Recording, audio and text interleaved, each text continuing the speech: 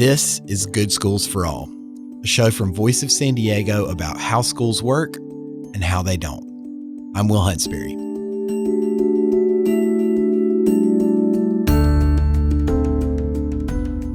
This week, one family goes through the process of trying to choose the best school for their child against the clock. Engagement editor Megan Wood sat down with that family.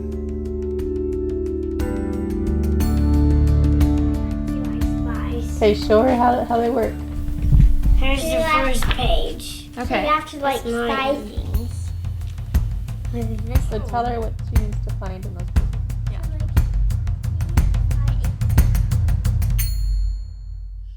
Okay, so Megan, this week we're talking about school choice.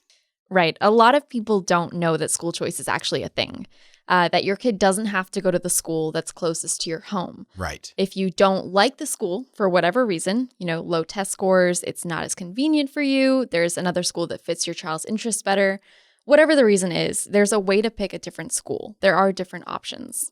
Right. And the way it works in San Diego Unified, the second biggest district in this state, is that we'll open up a choice window in the fall, and during that time, parents can choose up to 3 schools.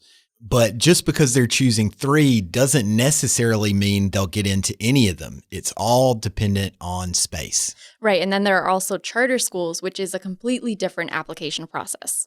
Right.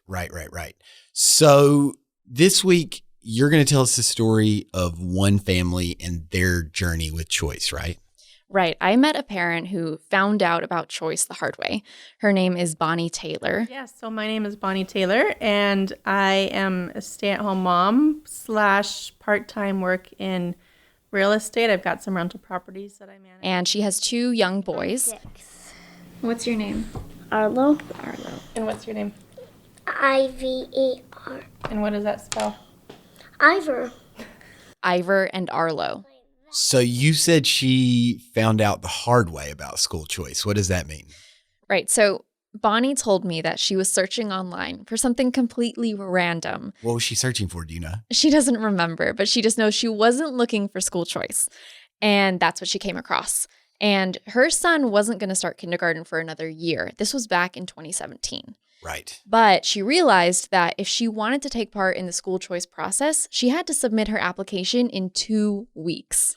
So this is like the fall of 2017, and the stakes are that you've got to choose for the next year, the fall of 2018, basically a year later, and she's realizing she's only got 2 weeks to do it. Exactly.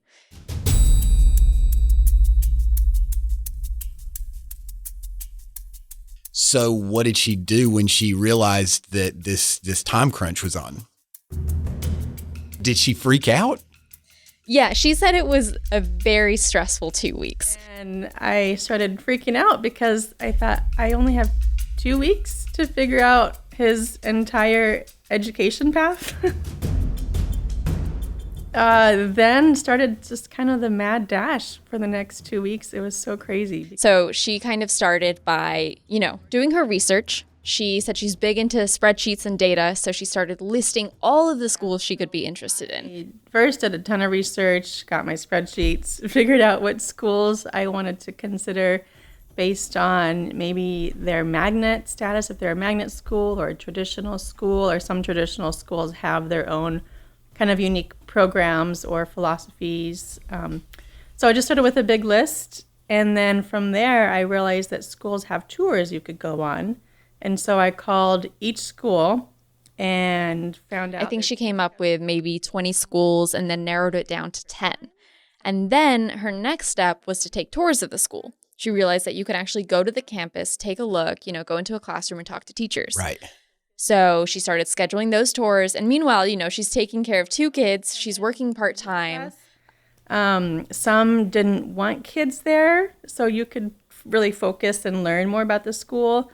But that's not really practical sometimes. So sometimes my husband went on the tour. Sometimes I went by myself. Sometimes I took the kids with me by myself. It was just kind of crazy running around for 2 weeks trying to get all the tours in of the schools that were on my list. So she started taking the tours of schools with her husband. And then she started narrowing it down. So she starts with a spreadsheet of 20 schools. Right. Wow. Roughly, yeah.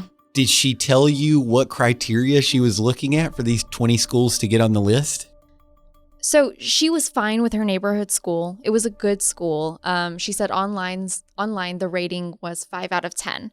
But she wanted to explore her options. You know, a school with maybe a better environment and more programs for her kids, something that better suited his interests. Right. So a 5 out of 10. And we can presume she got this score off of greatschools.org, which is where hundreds of, probably millions of parents go to check schools' quality, and like largely that 5 out of 10 is a reflection of test scores. Right. And so it sounds like she probably experienced what every parent experiences, where you have this moment of panic that like, it's my responsibility to try to get my child into the best school I possibly can. And so I'm going to be looking for a 10 of 10, right? Right. And I mean, she emphasized that what she decides on now kind of sets her son up for his future, right? Because once you leave kindergarten, you go to elementary, middle, high school. So it's a big decision. Just thinking that, you know, I don't necessarily want him to go to Harvard, but it felt like a lot of preparation to even get him into a kindergarten. And that's only because we didn't really feel strongly about our local school. The ratings in particular were not very good. Which school was that? Juarez. Okay. And I think it has a 5 rating. Out of 10. Out of 10, yeah. So I think that was... So how much time did she ultimately have to spend on this? It sounded like you said she was working part-time, so it sounds like she had some extra time on her hands to turn this into a full-time job almost.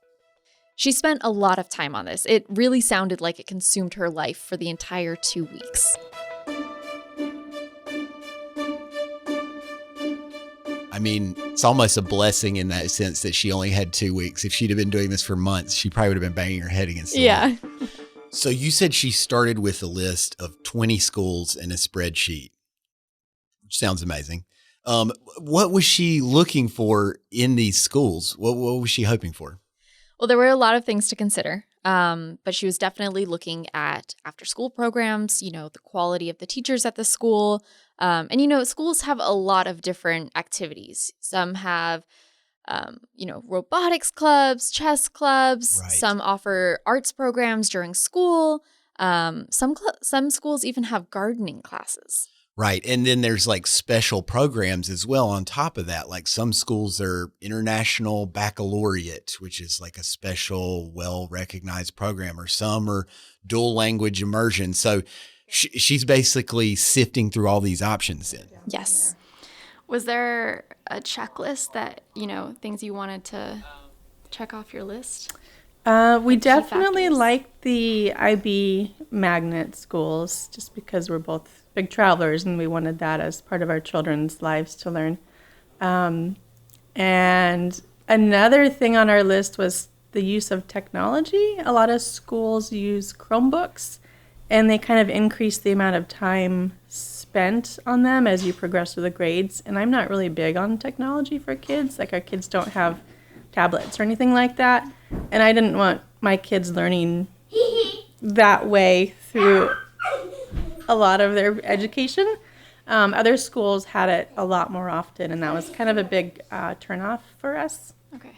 Other things on our list were the programs, a Spanish program, a gardening program, extra PE, arts, and a lot of schools don't have that. A lot of the fun. It's an interesting point you bring up, though, like how we decide what is a good school. Like Right. The great school score is one thing that largely relies on tests. So Bonnie's doing something totally different. She's basically going to all these schools and trying to make a decision going off the vibe of the place. Right. And then you also see how people are interacting with the kids, right? Is the principal really friendly? Are the teachers taking time to individually work with students? So after these tours took place, they had to come up with 3 choices, right? Right. And that's where the hard part came in. So she had to narrow it down, her and her husband. And then she also, in the back of her mind, had charter schools. So that's a completely different time period that she was also applying to different charter schools.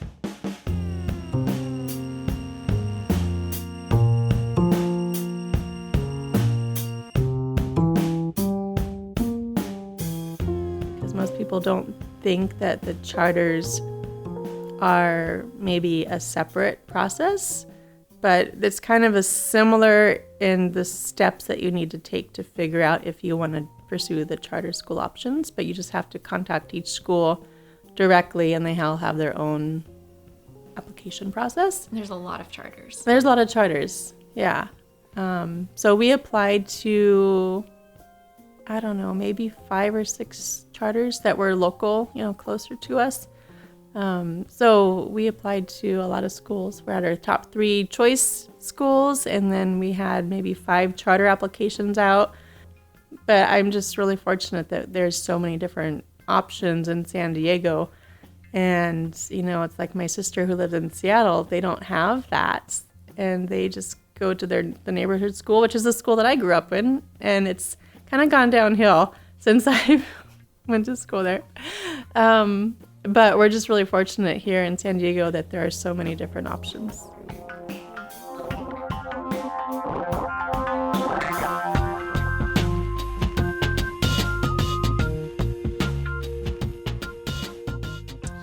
Okay, so we've gone through the fall choice window at San Diego Unified School District. Now we're into the winter of the year before her son is going to go to school. She starts applying for charter schools as well. Right. Does she find out immediately if she gets in? Oh, no. It's a waiting game. So after you submit your choice form in mid-November, you wait and you wait and you wait until I think they start notifying maybe February or March, something like that.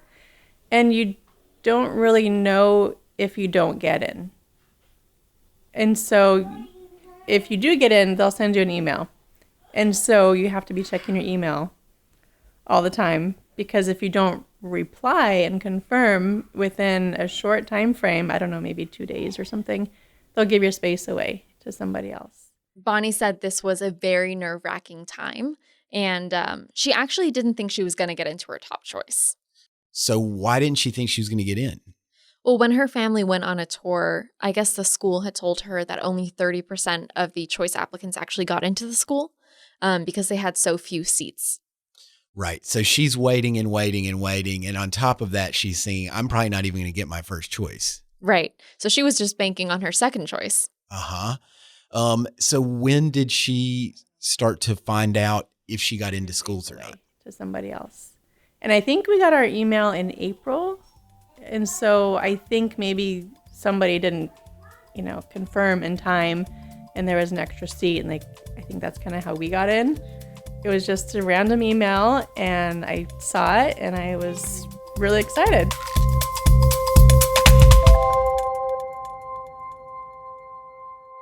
So she was banking on her second choice, but then she hears back and she got into her first choice, which was Bernie Elementary School. And they got into their top choice of charter school. So after you've put all this work in of a spreadsheet of 20 schools down to 10 schools, 10 tour visits or however many it was, and now she's got like 2 schools right in front of her, how did she describe how difficult that must be? She said it was so hard to decide. So after months and months of waiting, this is such a hard decision for her. On one hand, you've got a great traditional public school, amazing ratings, good test scores, teachers, and then you've got this innovative charter school. So her and her husband have to decide really quickly which school they want their son to go to.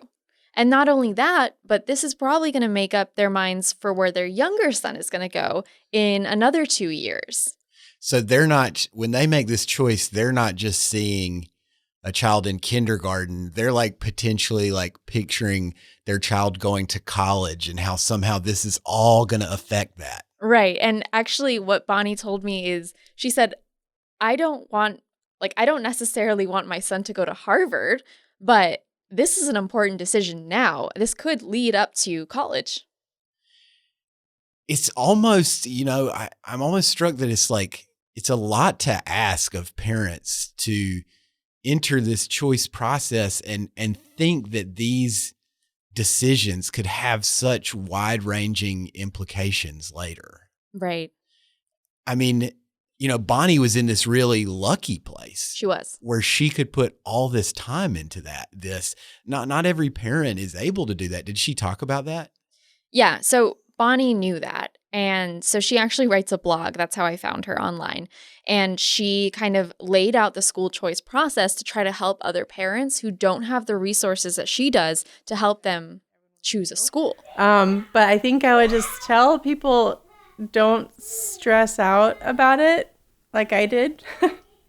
It's really pretty simple when you pare it all down. You just figure out what schools you may be interested in, go have a tour, submit your choices, and then you wait. And it is a little nerve-wracking during the waiting period. Like right now, we're waiting to see if our son will get in to the same school as his brother, but we won't know until next year. So it's just kind of a waiting game.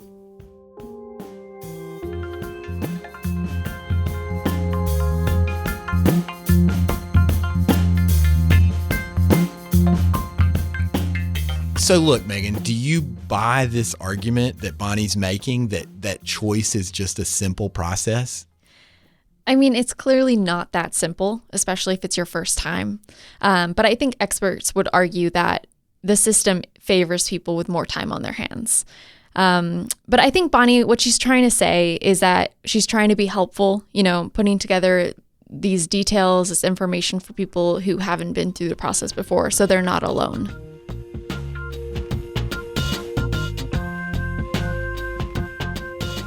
So they're really happy with their choice. They think they picked the right school for their son, and their son loves it too. So specifically, Bonnie said that the teachers are amazing. She likes the curriculum, and that she also likes the in-school programming. So Arlo actually told me about the running club that they have before school. It's really cute.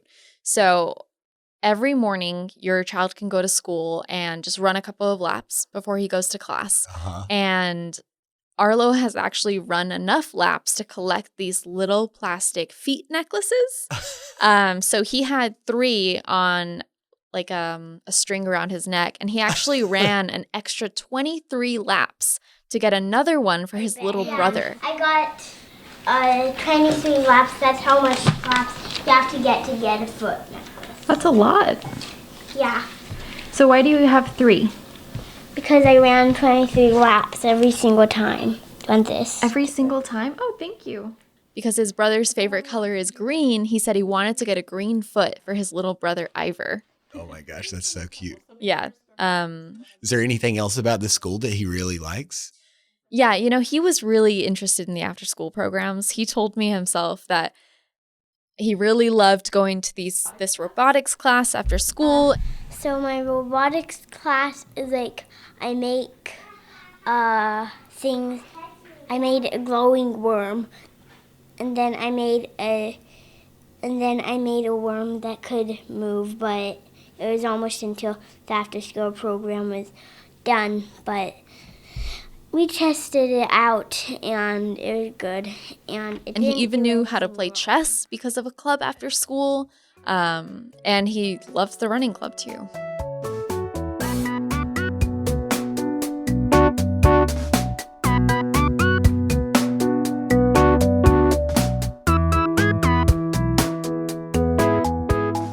So what's her blog called?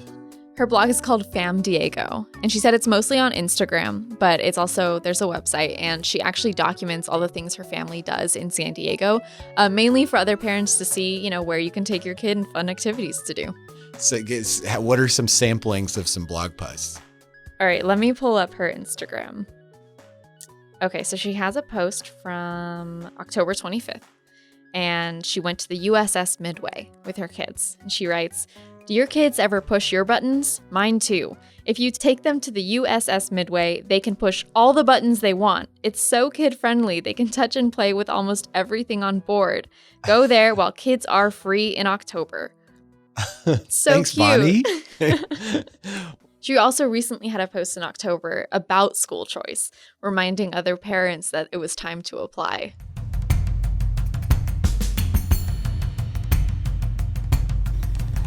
I think so. My teacher is Miss Garcia, and she's very nice, and she likes, and I gave her some highlighters, right, Mama? You did, yeah. And I don't know where I got this little thing, but it's like a chick thing, and I gave it to Miss Garcia.